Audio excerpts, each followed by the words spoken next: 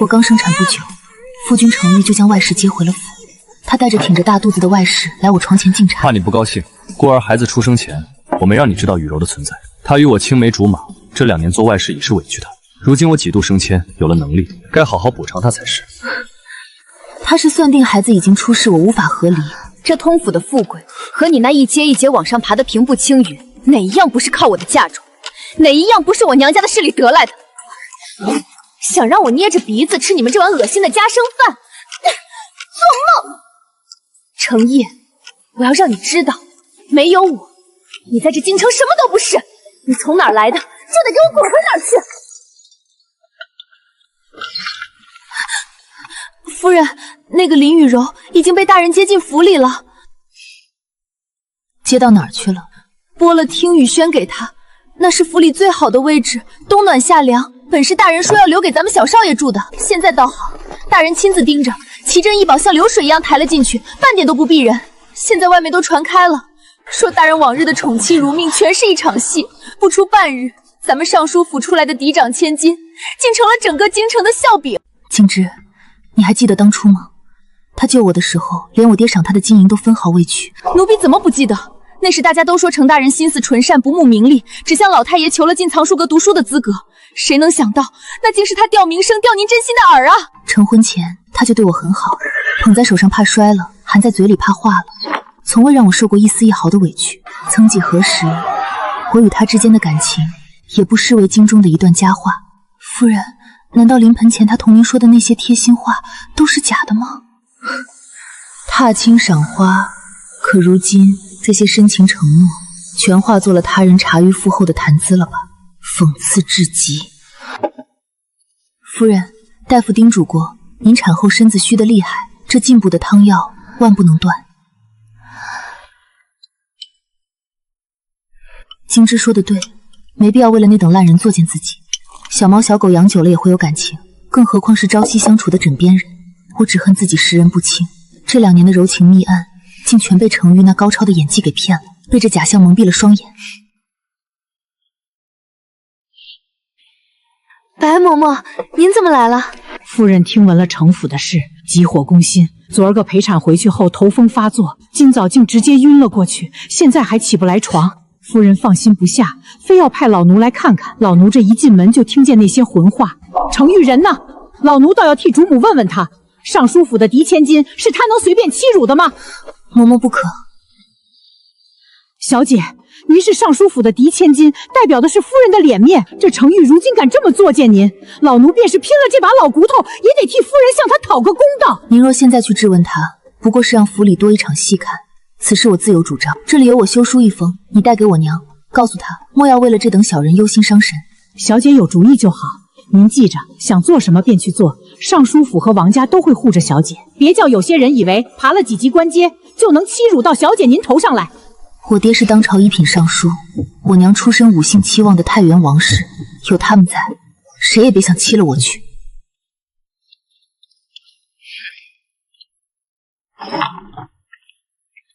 雨柔，当心脚下。这般真切温柔的模样，可真是难得一见呢。花然，这是雨柔。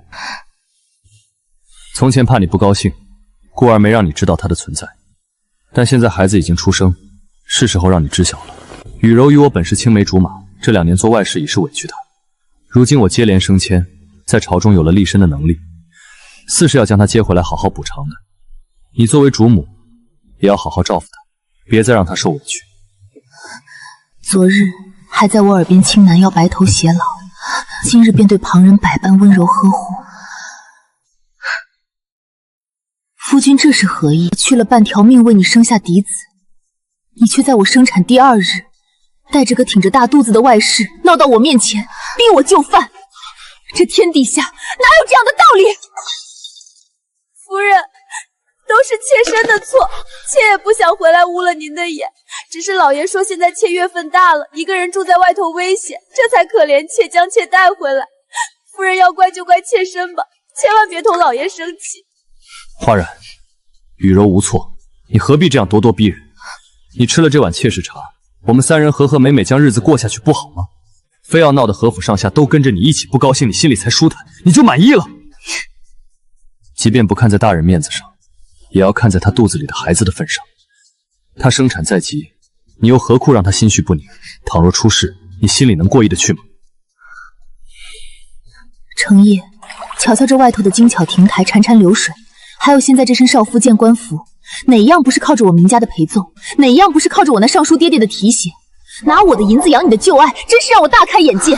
雨柔怀着身孕，受不得半点惊吓，你何必？她怀孕不能受惊，我又何尝不是刚生产？林雨柔的孩子是孩子，那我的孩子就不是了吗？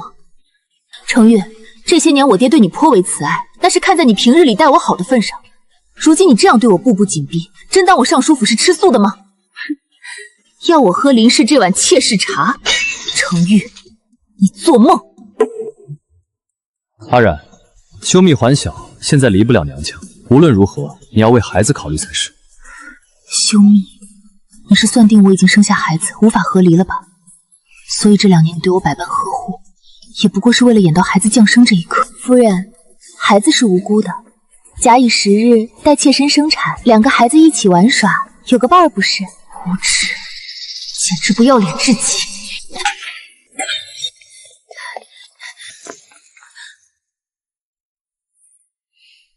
我们小少爷是嫡长子，有做尚书的外祖父和出身太原王氏的外祖母，你肚子里的也敢同我们小少爷相提并论？老爷，奴婢斗胆替我们夫人说一句，夫人刚生产完，放眼整个京城，纵然有天大的事情，也没有闹得夫人月子都坐不安稳的道理。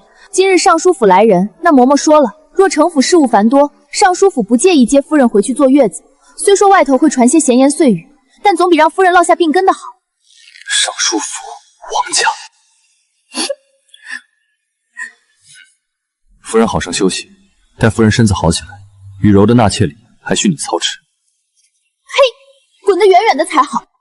有些难听的话，夫人不便说，奴婢自然要护着您，不能因为2个人坏了您经营已久的名声。景之，你是懂我的，我不恨自己识人不清，只恨那程昱伪善良薄，心机深沉。我向来在意名声，温柔贤淑，端庄持重，为了这份体面，我忍了太多。景之，好在有你。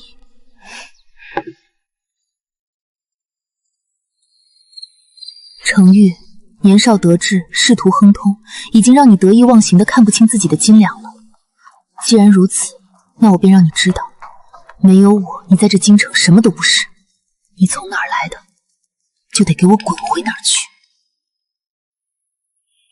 夫人，您瞧瞧，老爷自那日起就再没往咱们正院踏过一步，整日就缩在那听雨轩里。听下人说，老爷连公事都快搬到那边去了。那林雨柔真是好大的本事，随他去。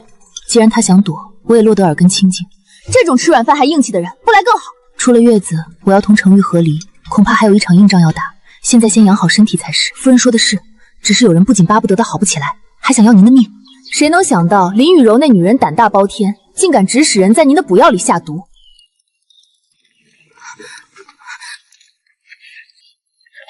哪儿来的？敢往夫人的药里添脏东西！我没有，是姑娘让我。那个小丫鬟是林雨柔从外头带回来的，什么都不懂，办事漏洞跟筛子一样，当场就被咱们在厨房的几个婆子撞见了。林雨柔这种出身乡野的，当真是浅薄无知。她懂什么朝堂局势，懂什么大家族的利害关系？她怕是觉得这世上只要死了一个人，她就能坐稳正妻之位，再不屈居人下呢。她这种人只看得到眼前那3寸钉的地方，她只知道她不能进程家，是夫人在从中阻拦。只要夫人一死，她就能做正妻了。想得到没？夫人，妾知晓你不喜妾，可妾如今大着肚子，您行行好，暂且放过妾。等生产过后，您想怎么罚妾身都好，哪怕是让妾身做牛做马，妾也认了。呸！下毒害命的时候怎么不想想肚子里的孩子？现在倒拿孩子当挡箭牌了。你们瞧瞧他演得真像。原本我以为再见到他我会气疯了，会恨不得撕了他出气。可现在看着他这副样子，我竟然觉得他挺可怜的。哼，彩荷，你说他费尽心思，甚至不惜冒着杀头的危险去下毒，最后抢到手的是个什么宝贝？竟然只是为了程昱那样一个自私自利、虚伪透顶的烂人。林雨柔，你是不是觉得得到程昱宠爱就能翻身了？你动动脑子想想，他为了权势能骗我这个尚书府的嫡女，他凭什么就不会骗你？瞧着这副长红脸哭鼻子的样子，我真是一眼都懒得再看。没得脏了自己的眼。既然证据都齐了，直接扭送京兆府吧。这种谋害主母的肮脏事，让官府按律例办。拖下去，不必再回我了。夫人，妾知错了，求您开恩，不要送妾去官府，你们放开我！老爷，救命啊！住手！放肆！谁给你们的胆子动他的？若是雨柔肚子里的孩子有个3长2短，我让你们全部陪葬！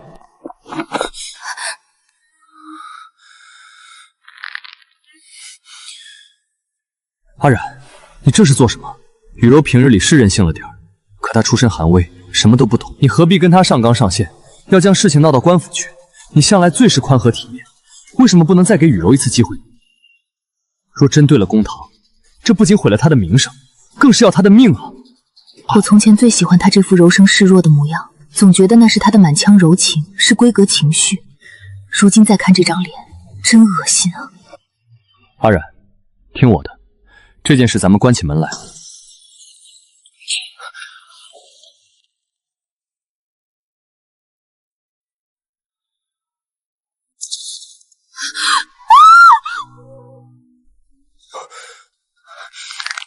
明化然，你疯了！你竟然敢将奴才殴打夫君！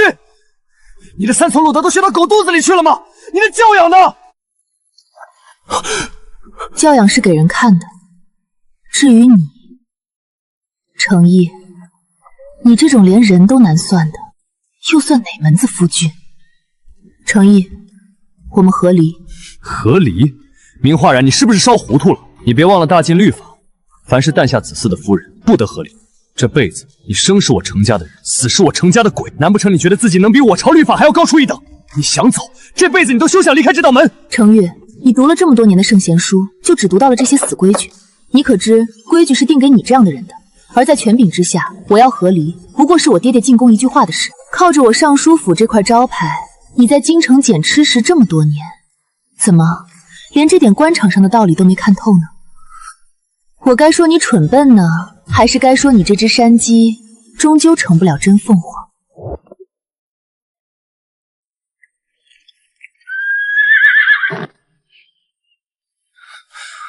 阿然，你当真要做到这一步？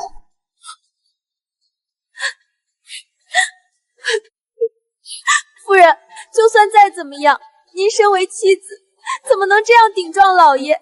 他可是您的夫君，是这府里的主君啊！女子出嫁从夫，夫人动不动就将和离挂在嘴边，可您得想想，嫁出去的女儿泼出去的水，娘家也是不能长久留您的。您如此任性，往后该如何自处？何不考虑清楚呢？化然，雨柔说的没错，你若留在程家，就永远是我的妻，我也会给你正妻的体面。但你今日要真出了这个大门，往后可别怪我不念夫妻情分，不给你回头路走。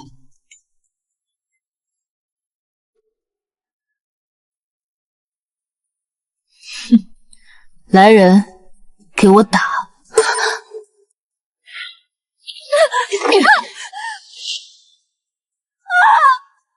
老爷救我！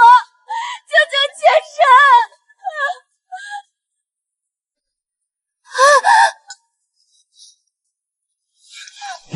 程玉，张婆子几人是我的陪嫁，身契是在尚书府，你还无权越过我管教。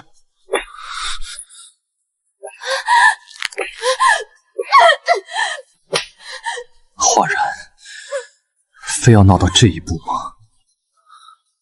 这天下哪个男子不是3妻4妾？为何到了你我这里，日子便过不安生呢？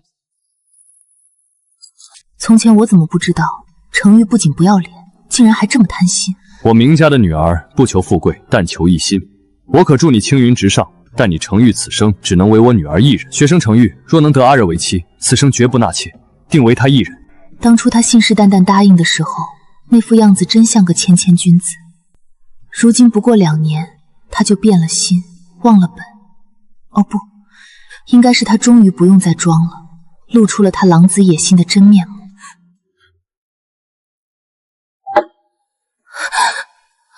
光顾着山程玉，倒是忘记收拾你了。你若再发出一点声音，我就再叫人打你一巴掌。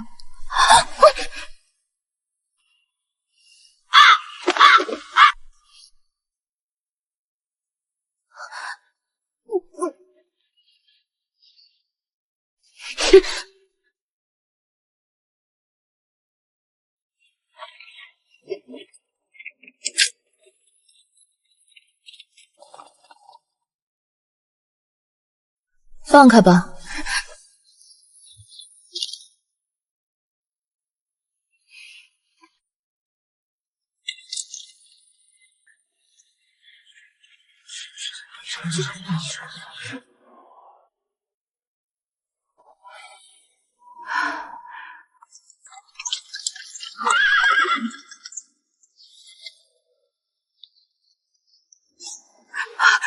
我的冉冉，你受苦了，回家就好，回家就好。我的冉冉，你受苦了，受了。月子里定是遭了罪，没养好，是娘不好，是娘老糊涂了，没早些看穿程昱的真面目。娘，您的手怎么这么凉？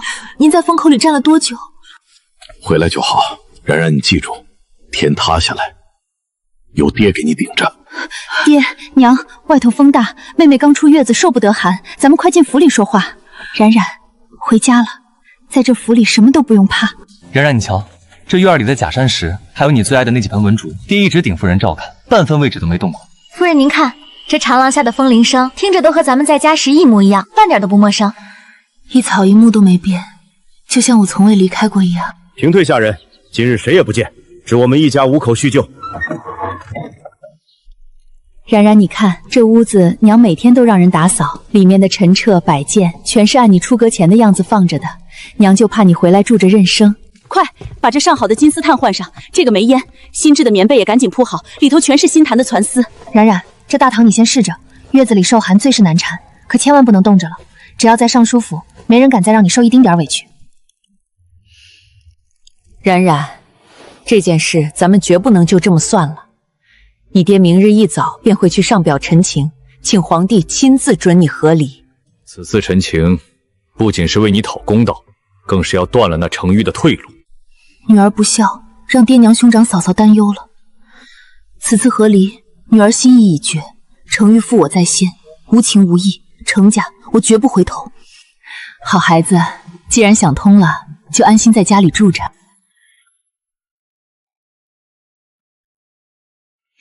小姐，奴婢方才在外头听着老爷和夫人的意思，明天之后您就彻底自由了。静池，我从未有过以晚能合眼，可今晚我这心里竟觉得前所未有的踏实。如今有尚书府和王家护着，您用当咱们家的嫡小姐。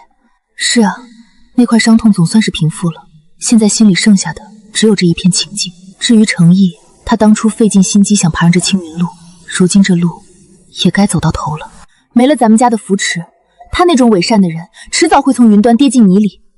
他怎么上来的，我就让他怎么滚下去。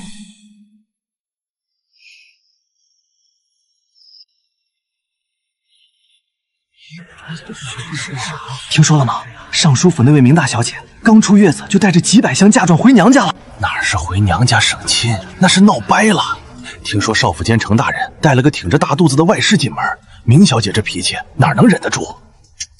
当初程大人宠妻如命的明后想变京城，原来都是做戏。这下程家可热闹了。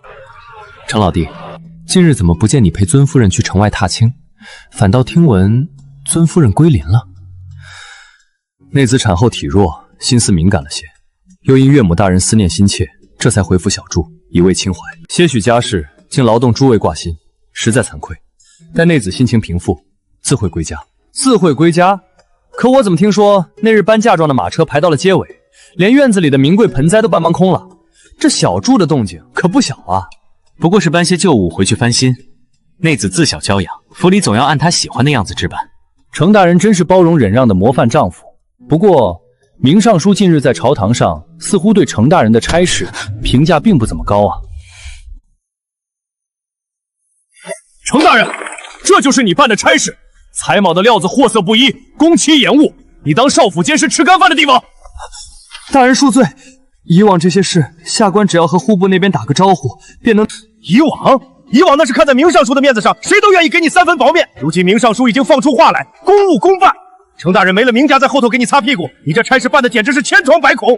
拿回去重做，做不好你就卷铺盖走人。刘兄，李大人那边还请美言几句，这点心意给弟兄们喝茶。程大人，别为难小的，李大人交代了，规矩就是规矩。您以前顺风顺水，大家是看在明尚书和太原王氏的面子。现在，程大人，您还真把自己当颗葱了。没了尚书府这块金字朝牌，谁还认得你是哪尊神？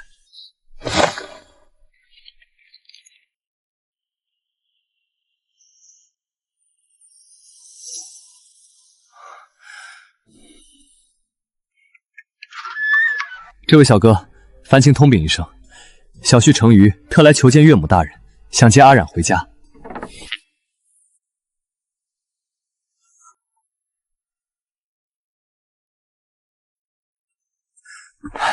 小婿给岳母大人请安，今日特来。程大人这一声岳母，老身担不起。我女儿在鬼门关走一遭，为你生下孩子，你转身便用外室和那未出生的来戳她的心。如今你还想让她回去，看你二人如何和睦吗？岳母误会了，小婿对华冉一片真心，那林氏不过是意外，华冉永远是正妻。真心？你的真心就是算计她生下孩子，以为拿捏住了她，便迫不及待将你的青梅竹马迎进门，还在她药里动手脚。程昱，你当我尚书府和王家是死人吗？那都是误会，是下人构陷。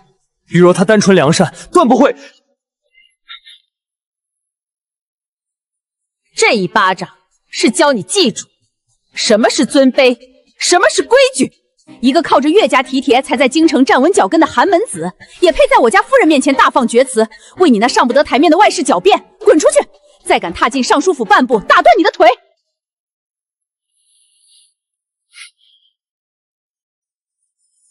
老夫人，您纵容家奴行凶，我可是圣上亲封的朝廷命官，少府监正六品，你们竟敢当众殴打朝廷命官！朝廷命官，程大人若觉得受了天大的委屈，大可现在就去御史台。老身倒要看看，到了皇上面前，一个宠妾灭妻，甚至敢在月子里残害正室的命官，皇上究竟是会为你做主，还是会直接摘了你的顶戴，罢了你的官，给我打出去！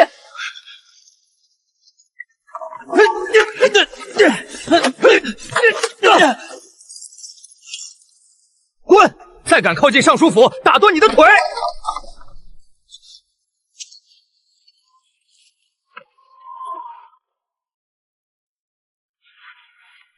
冉冉，刚才瞧着他那落魄样，你心里可还有半分不忍？娘，您放心，女儿心里最后那点难受，方才随着赵嬷嬷那一巴掌，已经彻底散了。这种人惯会做戏，你莫要被他那副求全的模样骗了。他这般低声下气，不过是因为在朝堂上快混不下去了。女儿明白，若不是他在官场上寸步难行，离了咱们家的扶持，变成了丧家之犬，他今日绝不会放低姿态来接我。既然他得了现在的下场，那也是他咎由自取，怪不得旁人。女儿发誓，女儿绝对不会再拉着明家和王家去做他程昱更进一步的垫脚石。冉冉，你只需安心在家里住着。自那日后，娘已吩咐下人将府里护得密不透丝。那个程昱递进来的拜帖，连你的眼边都别想沾上。他若还想演那套情深意切的烂戏码，这辈子门都没有。有娘护着，女儿自然省心。既然他见不到我，那些虚情假意也就成了废话。夫人说得对，这半个多月，老奴瞧着小姐在这府里养的是一日好过一日，面色都比刚回来时红润多了。冉冉，这几日见你不仅能逗弄休敏，还能理理家事，甚至在那爹爹书房里一坐就是半晌，翻阅闲书。看来这身子骨是真的大好了，陪着娘说话，带带休敏，理理家务，偶尔看书消遣。这日子倒真让我快忘了程昱此人了。忘了才好，那样的小人记着都嫌晦气。老爷，大小姐，宫里来人了，带了圣旨，正往正厅走呢。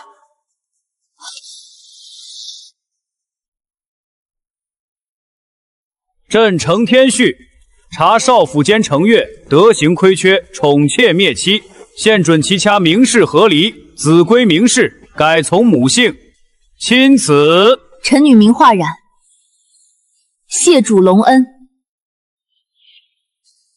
程昱，你机关算尽，想拿捏孩子逼我就罚，却不知你算计来的正是将你自己打入深渊的石头。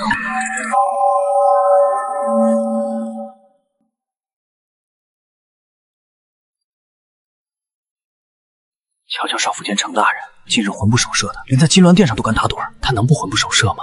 最近他手底下的宫室错漏百出，早就被上面盯上了。更何况离了尚书府的帮衬，他就是个空壳子。听说他那外室还敢对明大小姐下毒，真是不作不死。放肆！程昱，你当朕这金銮殿是你的网房不成？皇上恕罪，臣罪该万死。臣近日实在体虚。体虚？朕看你是德行有亏，心神不宁。上面字字谢血，控诉你程昱如何受明家提携，又如何在妻子产后第2日便将怀孕外室迎进门，甚至放任外室对发妻下毒。程昱，你品行不端，忘恩负义，宠妾灭妻，有负圣恩，更是人臣之德。皇上，微臣冤枉，那都是林氏自作主张，臣绝不知情啊！朕意已决，传旨，准少府监程昱之妻明氏和离。念程昱德行败坏，不配为人妇，其子归明氏抚养，允其改姓，永不隶属程氏。连孩子都判给女方，还准了改姓啊！皇上这是明明白白告诉所有人，程昱完了，谁让他软饭硬吃，连明家的姑娘都敢作践。程昱有负圣恩，降其官职，贬作工部员外郎，即日交接，无旨不得作声。退朝！退朝！工部员外郎，那可是个闲散无权的从六品官，跟以前炙手可热的少府监相比，简直天差地别。得罪了明尚书和太原王氏，他这宠妾灭妻、负恩小人的名声得背一辈子，这辈子都别想翻身了。小姐，天大的好消息！刚刚宫里传出消息，皇上在朝堂上发了天威，把那个程昱贬做了工部员外郎。工部员外郎，一个闲散无权的从6品官，活该！皇上还把小少爷判给了您，准了跟咱们明家姓呢。这回全京城都知道他是宠妾灭妻的负恩小人，看他以后还怎么抬头做人。经此一事，他的名声毁了，仕途也彻底断了，他的青云路至此断绝。金枝，奴婢在，叫上府里的家丁护引，套上马车。如今我身子养好了，是时候去城府，把这笔账彻底算个清楚了。今天就结束这一切吧。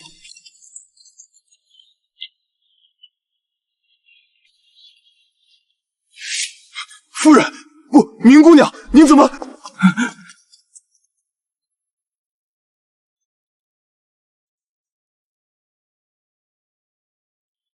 没了夫人的悉心照料，这宅子竟凋回得这么快。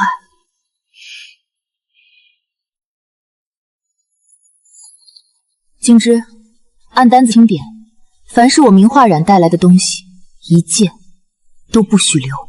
奴婢遵命。是。动作都利索点儿，按着单子清点，凡是单子上有的，哪怕是一块丝帛、一只茶盏，都给我搬走。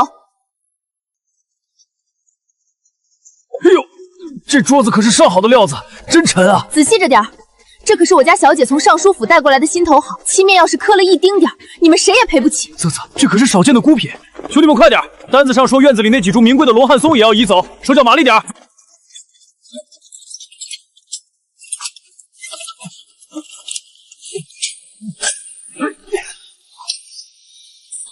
住手！你们快住手！你们在干什么？闪开，别耽误正事！谁给你们的胆子？这些都是城府的东西，都是老爷的，你们凭什么抢走？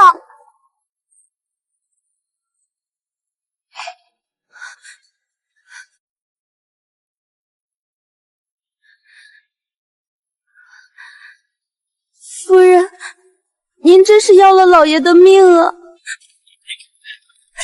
明画染，你不能这么绝情！你我一日夫妻百日恩，你这是要把我逼上死路啊！堵上他的嘴！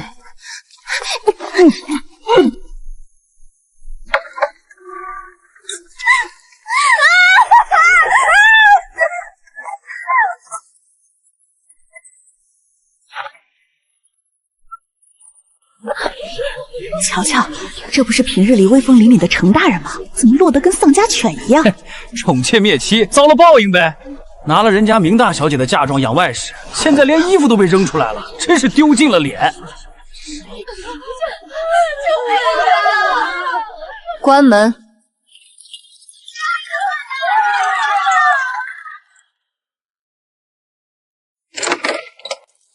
小姐，打听到了，那位程大人如今可是彻底换了人间，听说他去工部赴任了。赴任？他在工部员外郎那个位置上，整日就是点卯枯坐，上司不待见，同僚更是躲着他，生怕出了咱们尚书府的眉头。他没了官邸，那点微薄俸禄在京城能顶什么用？如今带着林雨柔在那窄巷子尽头租了2间矮屋，那房子破得漏风渗雨，连咱们府里的马棚都比不上。那个口口声声要被补偿的青梅竹马呢？他如今哪还有什么娇娘模样？整日洗衣服做饭，听说那双手都泡烂了，产后本就亏空，又遭了这等大难，听说憔悴的都脱了形，站在大街上，怕是都没人认得出她是昔日的林姑娘。乔姐妹，那就是得罪了明尚书的那位，宠妾灭妻，这种富恩小人，谁敢理他？让他在这儿烂掉得了。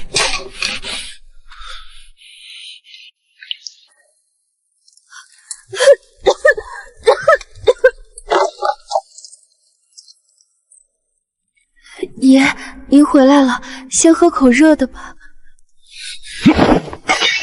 没用的东西，连顿像样的饭都做不好。若不是你当初非要撺掇我接你进府，我又怎会落到这般田地？我本是少府监，本该平步青云。扫把星，都是你害了我。这种东西是给人吃的吗？啊！爷，就剩下这些米粮了，我不吃不喝的省下来，全紧着您了。我哪怕不顾自己，也得顾着咱们的儿子啊！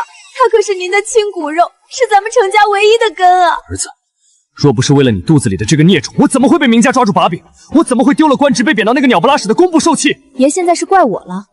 当初您在私宅说要生个大胖小子承袭程家香火，说要一辈子待我如珠如宝的时候，可不是这副嘴脸。够了！曾经的海誓山盟能换米下锅吗？看着你现在这副德行，我就觉得恶心。若不是你，我本该继续是少府监。程玉，你少往我身上赖！是你自己无能，守不住明家的富贵，还连累我跟着你受罪。你若是真有本事，咱们何至于租住在这漏风的烂房子里？就是这样，大三姐，这大三锤子，你想起来出去！哭就知道哭！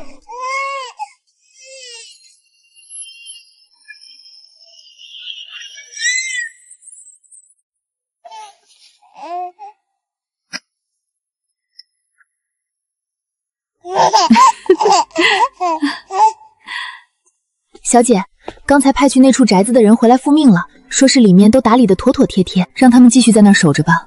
虽然那是我的宅子，但如今在这尚书府，爹娘兄嫂疼我如珠如宝，我倒是一步也不想挪。是呢，小少爷在这儿也养得好。您瞧，修敏现在这小脸蛋儿，白白胖胖的，才多大点儿就会咿呀学语了。他的名字改得好，明修敏，这才是他该有的名分。还是在这儿好。小姐每日插花学习，气色越来越好。奴婢瞧着，您早就不把从前那些糟玩事放在心上了。沉溺于伤痛是最没用的事，多学些雅致东西，才是对那些烂人最好的回击。大小姐，程玉那边有动静了。说，程玉最近像疯了似的，四处托关系，想走别的门路东山再起。他甚至放下了以前那点可笑的文人风度，去求了几个以前巴结过他的小吏，在人家门前站了足足2个时辰。哟，他也会求人，那结果呢？起初那几个人见他放低姿态，还真想给他牵线搭桥，可没过半天，那边的希望就全灭了。怎么灭的？那些官员一打听，知道这件事背后战是尚书府和太原王氏，谁敢在京城这地界儿为了一个落魄的员外郎得罪咱们家？小姐，您说这程玉是不是太天真了？他是太把自己当回事了。昨天在王家夫人的宴上，那个提拔官员的张大人还特意看了您的脸色呢。您当时不过是轻轻蹙了蹙眉，张大人回去就把程玉的名号从举荐单子上划掉了。那种贪婪伪善之人，多提一句都嫌晦气。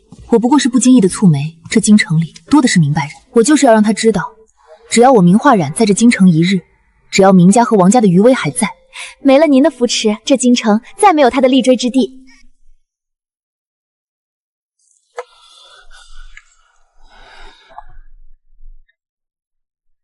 程玉，看看你办的好事，提防修缮的账目核算，你竟然能算错3万两！先前你就浑浑噩噩，屡屡出错，如今竟惹出这般重大纰漏。大人恕罪，下官只是一时疏忽，求大人给个机会。机会？本官的把柄可被你送了个现成。本官已经写好奏章，一道折子直接参上去了，你等着被圣上问罪吧。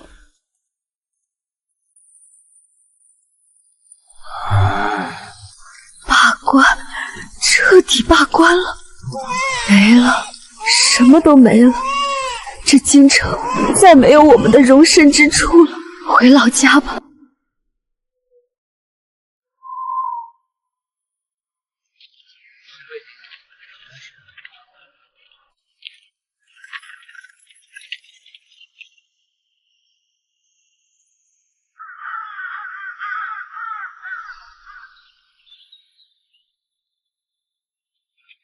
小姐，风大了。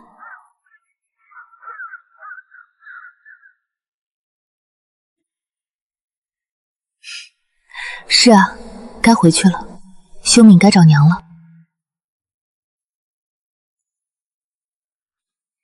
山水迢迢，再不相逢。